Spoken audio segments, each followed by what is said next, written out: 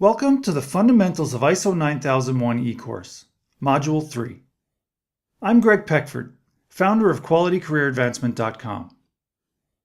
In Module 1, we covered the ISO 9000 family and its benefits. We discussed the 8 quality management principles that form the foundation of the ISO 9001 standard, the 6 required procedures, and the importance ISO places on a process approach. In Module 2, we took a detailed look at clauses 1 through 6 of the ISO 9001 standard. And in this final module, we will talk about the last 2 clauses 7 and 8. There's a lot of material to cover in this module, so let's jump right in. So as I mentioned, we will now get familiarized with the final 2 clauses of the ISO 9001 standard. And they are Clause 7, which defines the requirements for product realization, and Clause 8, Measurement, Analysis, and Improvement. So let's take a closer look at Clause 7, which outlines the requirements for product realization. There are 6 subsections included in this clause, and we will discuss each in detail.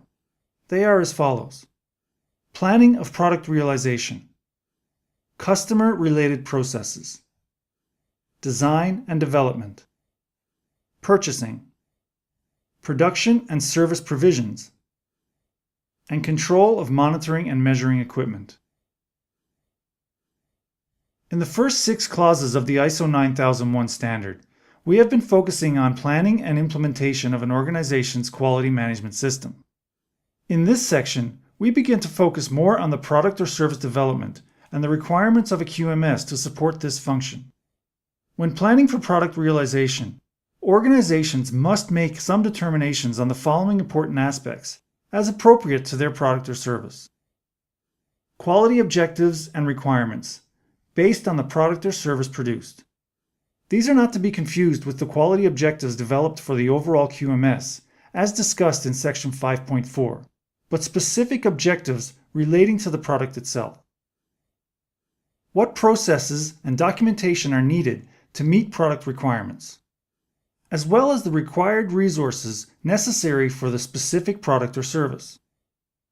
Monitoring, inspection, and testing requirements that are specific to the product, as well as criteria for product acceptance. How will the organization determine that the product or service will meet the requirements of the end user, and what criteria must it satisfy? And of course, any records necessary for the verification or evidence of conformance to established requirements. Another very important consideration in the product realization process is determining and meeting customer requirements.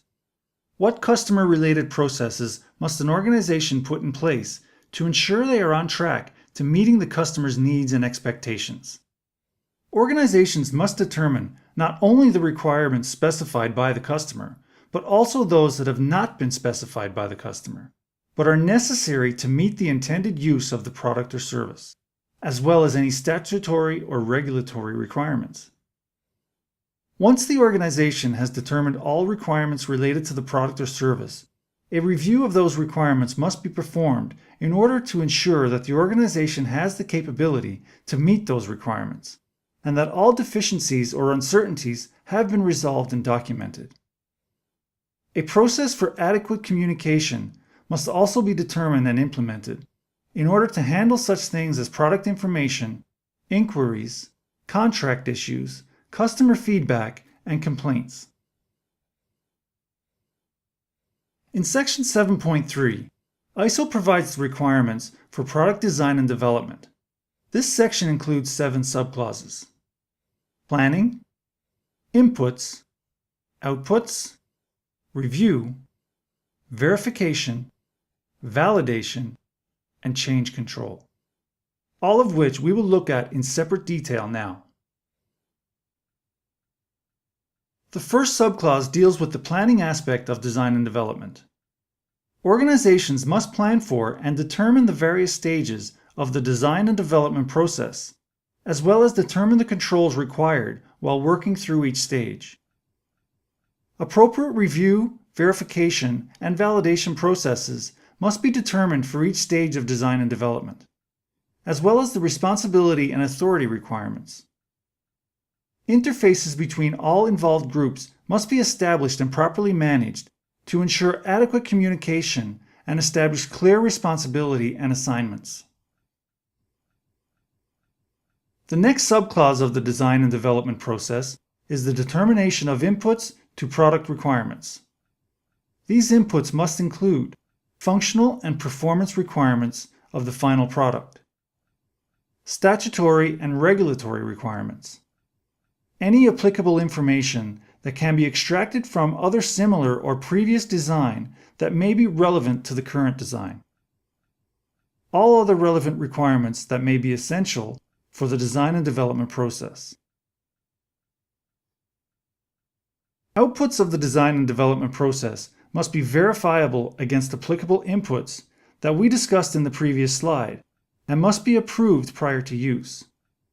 Design and development outputs must meet the input requirements established in Section 7.3.2 and provide the appropriate information for purchasing, production, and service provisions. Outputs must contain and make reference to product acceptance criteria, as well as specify any characteristics for the safe and proper use of the product.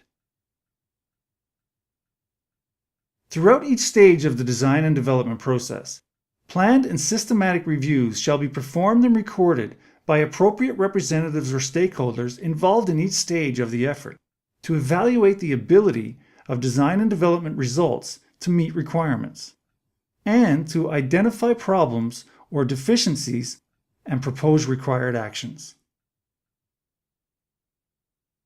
Verification and validation must be performed in accordance with arrangements that would have been determined as part of the planning process discussed in Section 7.3.1, in order to ensure that the outputs meet the requirements of the design and development inputs, and that the resulting product is capable of meeting the requirements for the specified application or intended use.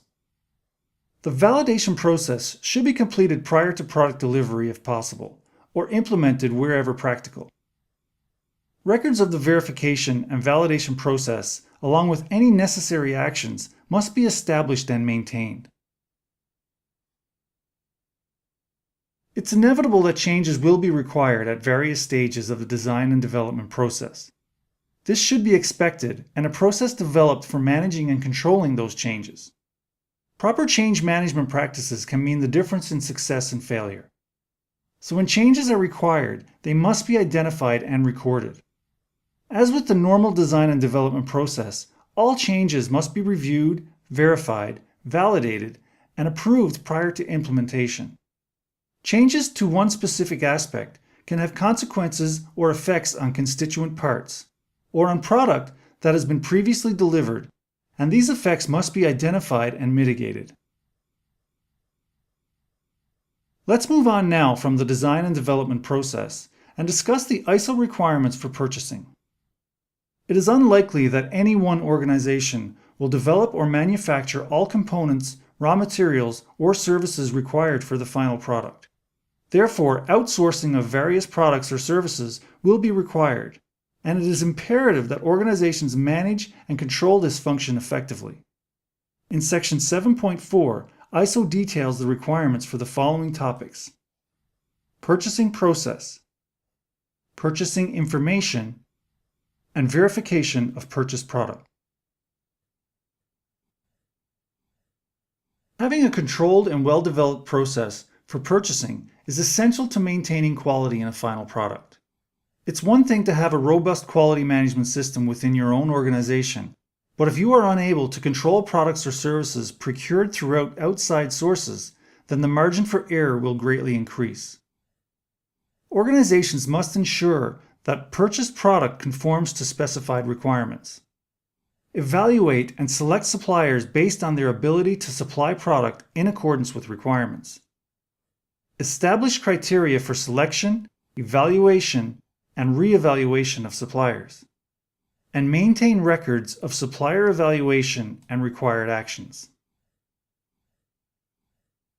Prior to communicating to suppliers, organizations must ensure that the specified requirements are adequate and describe the product to be purchased. And wherever appropriate, purchasing information must contain requirements for approval of supplier products, procedures, processes, and equipment, personnel qualifications, the supplier quality management system. Organizations must also establish processes for verifying that products meet the requirements set forth in purchasing information stage after they have been received. This verification is achieved by establishing and implementing inspection or other activities necessary to ensure products meet purchase requirements. Or if verification is to be performed at the supplier's premises, then those verification arrangements and methods of product release must be established and stated in the purchasing information. The next section in the ISO 9001 standard lays out the requirements for production and service provisions. Organizations must ensure that provisions for production and services is controlled and that product information and work instructions are available. Suitable equipment, including monitoring and measuring equipment, must be made available. Processes for production and service provisions must be validated to prevent deficiencies that might not become apparent until after the service or product is in use, and cannot be verified by subsequent monitoring or measurement. It is also required to establish arrangements for review and reevaluation of processes, approval of equipment and personal qualifications, as well as the use of specific methods and procedures. It's required that organizations establish control methods for product identification and traceability throughout the production cycle, and records must be maintained to ensure traceability.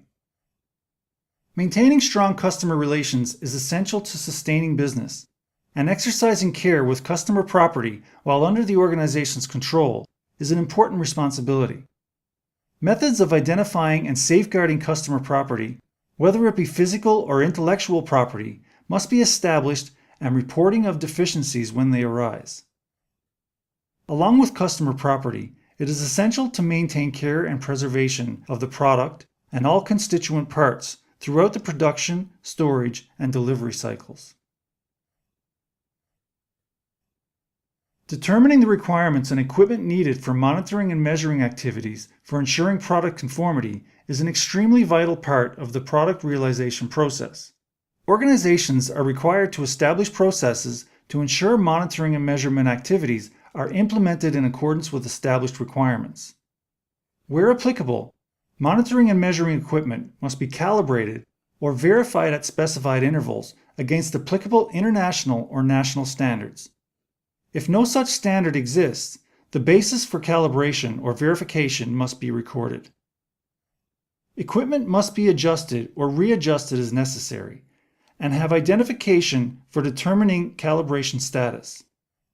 Monitoring and measuring equipment must be safeguarded from improper adjustment that would invalidate the measurement result, and protect from damage and deterioration during handling, maintenance, or storage.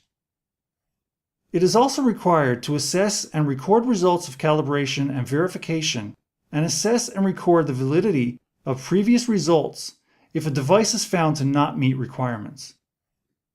Software must also be verified to meet the intended application prior to initial use, and reconfirmed when used for monitoring and measuring purposes.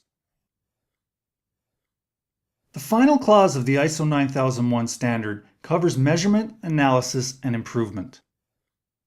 Organizations must plan and implement monitoring, measurement, analysis, and improvement processes in order to demonstrate conformity of product, ensure conformity, and continually improve the effectiveness of the quality management system. There are 5 subclauses covered under Section 8.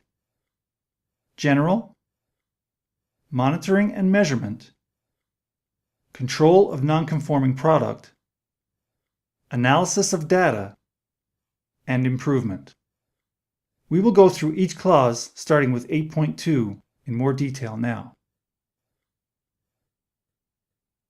This section, Monitoring and Measurement, has 4 important subsections that should be discussed individually to ensure adequate coverage of the material.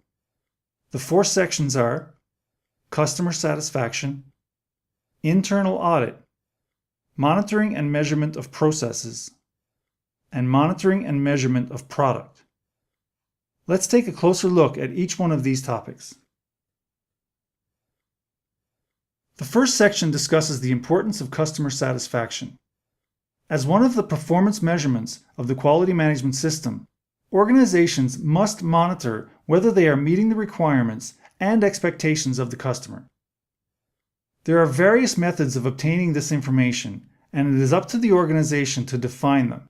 Such methods could include customer satisfaction surveys. Such surveys could be formal or informal in nature. Collecting data from warranty claims, complaints, and many other performance factors or sources. The methods used will largely depend on the type of business, product, or service produced. Organizations must develop and conduct processes for internal audits to be performed at planned intervals to determine that the quality management system conforms to planned arrangements, ISO 9001, and organizational requirements, and is effectively implemented and maintained.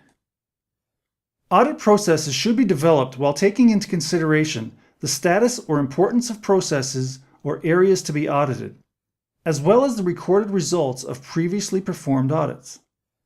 This is one of the 6 documented procedures required by ISO 9001 and must define responsibilities for planning and conducting audits, establishing records, and reporting results.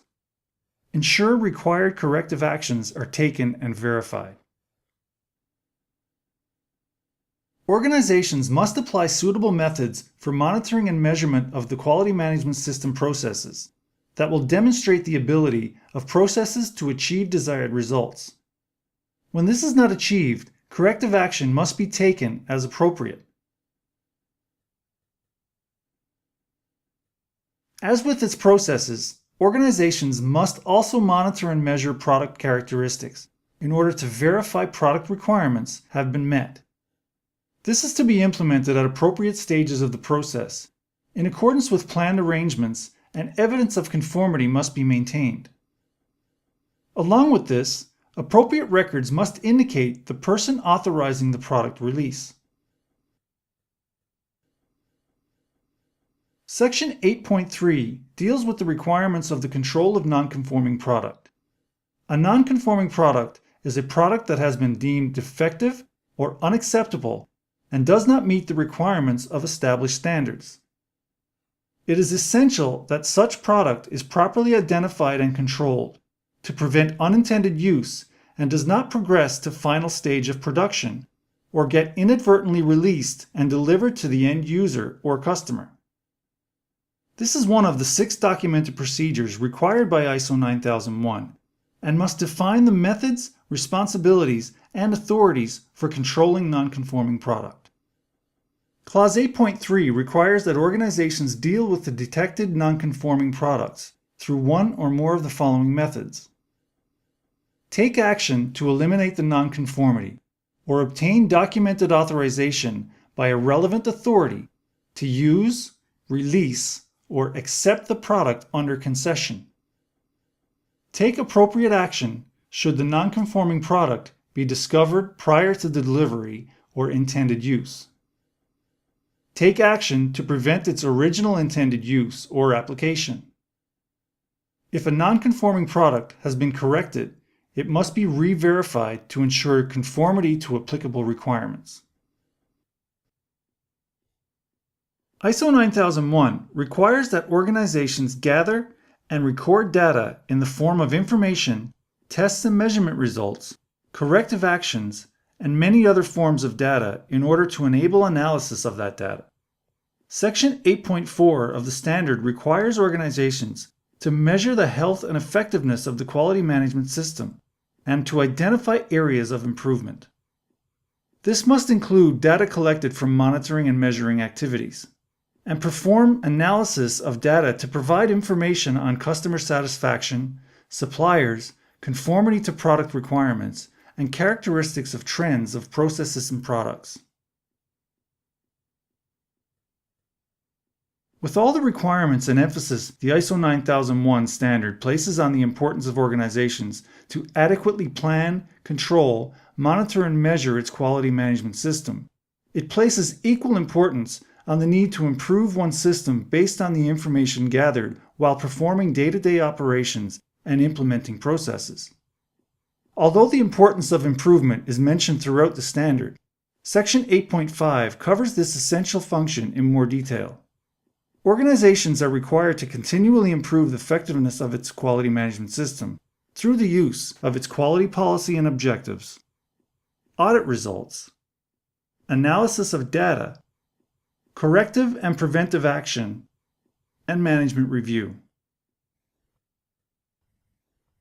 Clause 8.5.2 and 8.5.3 discuss the requirements for establishing and documenting procedures for both corrective action and preventive action.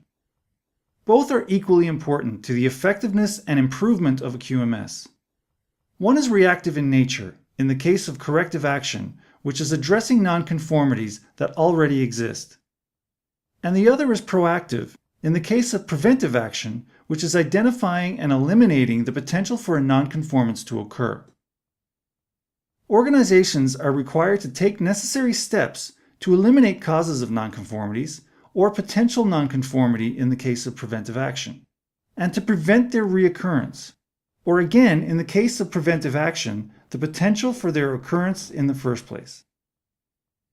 In order to achieve this, organizations must establish procedures to review all nonconformities, or in the case of preventive action, determine the potential for nonconformity to occur.